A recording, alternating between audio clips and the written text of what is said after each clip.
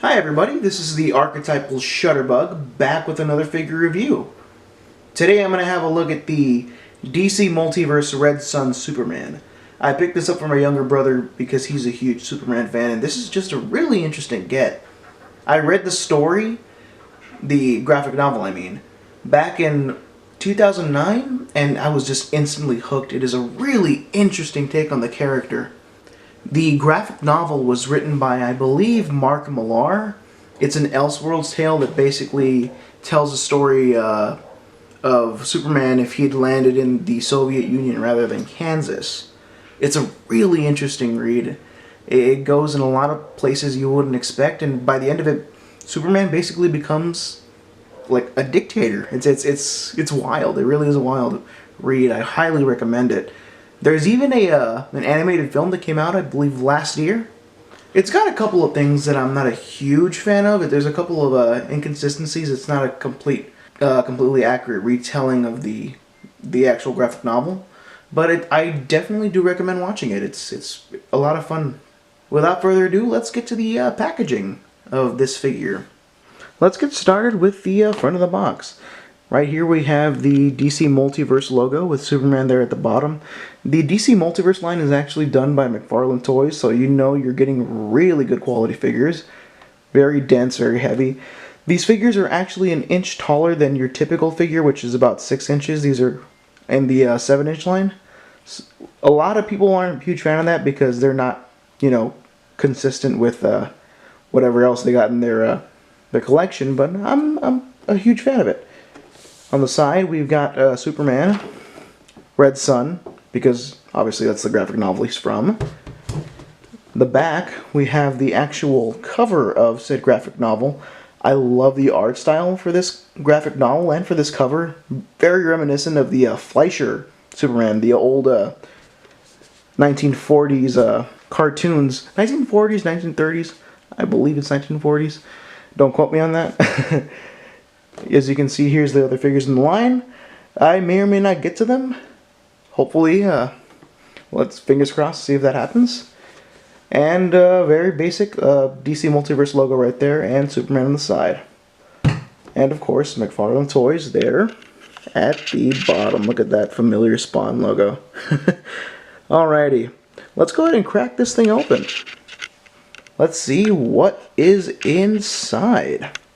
And here we have the Comrade of Steel in all of his glory. Look at that.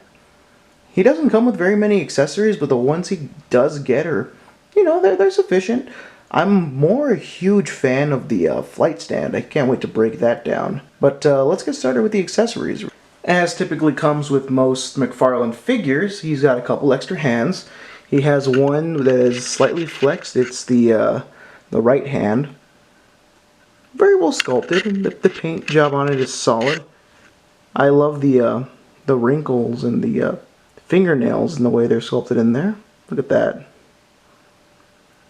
Solid, solid. We also have the left fist here. Also very solid. Love the little wrinkles that are sculpted there just to make it look like it's really flexed. As also comes standard with all of these DC Multiverse figures, he comes with a collectible card. I just love these things.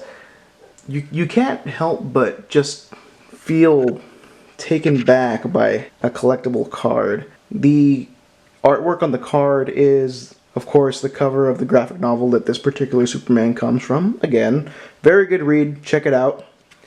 And on the back is a data file. Sorry. Gives you a rundown of his name, his place of origin, basic stuff like that. A quick rundown of the story as well. Really happy with that. But as I stated before, my favorite accessory of all the things he comes with is the flight stand. It looks pretty basic, but I honestly don't own a flight stand, so this is going to be a nifty little addition to the collection. I'll show off more what this bad boy can do towards the end of the video. Speaking of which, let's move on to the actual figure itself. Here we have Red Sun Superman looking as square-jawed and as strong as ever. I love the sculpt on this particular figure. He has the physique of not your typical Superman. You know, he's not overly ripped or anything. He has more of that classic strongman. The suit itself is very heavily influenced by the Fleischer cartoons, like I said before, in terms of not just the sculpt, but just the way it's cut and everything. I'm a huge fan, and I really, really love this figure. Let's get into it.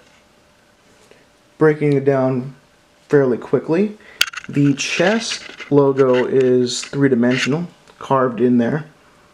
Very big, very pronounced. Paint job on it is clean. The cape is that typical short Fleischer length. It's not reaching, you know, to his ankles. It's a little above his knee. I love the cut of the cape. It's not the traditional flat. It comes to a point in the middle right here. Obviously the sculpt work on it is really well done. I love the deep grooves and everything. Even the back of the neck is sculpted. Look at that. I love that they gave him these black wrist pieces to break up the suit a little bit more. I don't think he has them in the comics, but it's a really welcome addition here. I love that the pattern goes with the belt here, with the line going through it. This red buckle is very clean. And the boots are, like I said, typical Fleischer, with the M's on there. Just the same color as the whole suit. The colors, while fairly muted, really work for this particular figure. I'm gotta say, I'm a huge fan. The biggest thing that stands out to me with this particular figure, though, is the head sculpt. Look at this. Let me bring it closer.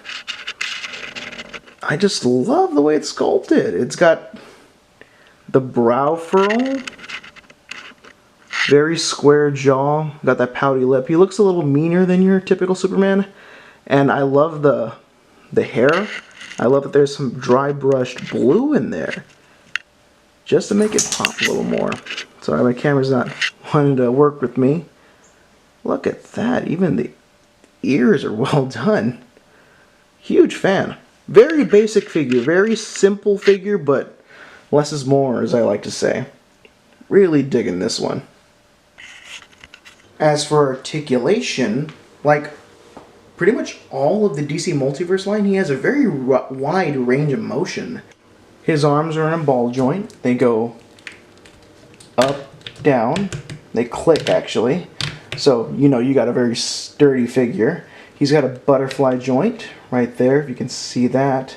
He's got a swivel at the bicep, which usually I don't think is very necessary, but I'm always glad when it's there. He's got a bend at the elbow. Goes about that far. He's got a swivel in the wrist as well as it going up and down. So you got a very wide range of motion there. The chest is split in half and seems to be on a ball joint as well. So you got a good range of motion on there. Look at that. The trunks are actually a separate piece. They're a thinner rubber. So I don't know if you can see it moving around there. It allows for a good range of motion in the waist, which is also on a ball joint. The legs go in and out, forward back. He's got a double bend at the knee. This one clicks as well, so again, you know you got a sturdy joint right there. He's got a bend at the ankle there and an ankle pivot as well, I think. Yep. And like I said in my spawn, one of my favorite pieces of articulation, toe articulation. This one's a little stiff though, so you got to be loosened up a little bit. There we go. There you go. Yeah. And as for the head, it is on a ball joint. You can look pretty high up. Left, right, down. About that much. Really solid. Whenever you get these DC Multiverse figures out of the box, they seem to be very stiff in the joints, but once you move them around a bit, you can get a lot out of these figures. Very happy with that. And there you go, folks. That's the word on this figure. Not much to tell. Not that that means it's a bad figure. It's a very good figure, but like with most Superman figures, it's kind of your basic meat and potatoes. I threw on the fist there just so you could see what it looks like with that particular accessory. Very, very happy with how this figure came out, and I'm a little envious of my younger brother because this is his figure. I got it for him at a local comic book store. Always support your local comic book stores, guys. But that just about wraps up our look at the McFarlane Toys DC Multiverse Red Sun Superman. Thank you so much for tuning into this review, you guys. I'm very happy with the feedback I got on the last one, the Spawn 3-pack. You guys seem to really like that one, and your words of encouragement really keep me going. Thanks a lot for that. I hope I entertained you for a brief moment here with this shorter one, and can't wait to come back with yet another one, and hopefully an overview of some of my cosplays. I'm in the process of working on a Batman Beyond right now, and that thing is going to be awesome. Or at least I hope it's going to be awesome. But I digress. Have a wonderful rest of your day and a wonderful rest of your week. This is the archetypal Shudder-Bug saying, adios amigos.